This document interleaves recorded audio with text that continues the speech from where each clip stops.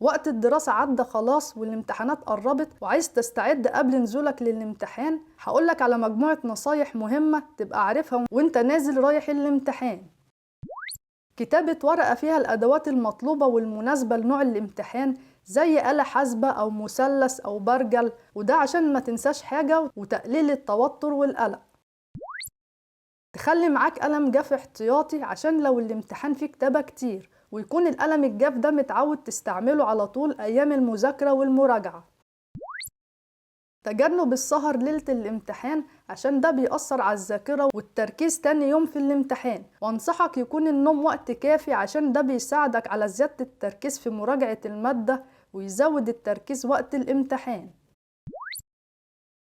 الاهتمام بالحالة النفسية تكون كويسة عشان التوتر والقلق بيسبب نسيان المعلومات وضيق في التنفس وصداع، وطالما ذاكرت وعملت مراجعة للمادة فتكون واثق في نفسك ان انت عملت اللي عليك والباقي على ربنا. الصحيان قبل موعد الامتحان بوقت كافي عشان تستعد للنزول للامتحان من غير توتر وقلق. النزول قبل موعد الامتحان بتاعك بوقت كافي عشان تعمل حساب وقت للطريق والمواصلات.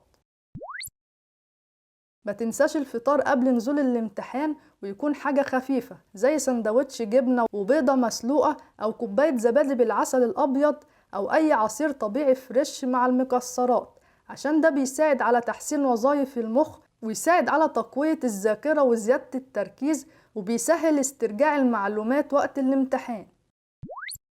يبقى معاك ساعة وتبص فيها كل شوية في الامتحان عشان تعرف اتبقى وقت قد ايه من وقت الامتحان بتاع المادة، عشان تجنب المفاجآت وان الوقت عدى بسرعة. لو عندك اي نصايح مختلفة اكتبها تحت في التعليقات عشان كلنا نستفيد، وبكده يبقى احنا عرفنا مع بعض نصايح مهمة ليوم الامتحان عشان نساعد على تقليل التوتر والقلق وقت الامتحان، وكمان يسهل استرجاع المعلومات وقت الامتحان بإذن الله. ولو عجبتك الحلقة ما تنساش تعمل لايك وشير للحلقة مع أصحابك عشان يستفادوا، وما تنساش تشترك في القناة وتفعل الجرس عشان يوصلك كل جديد بإذن الله.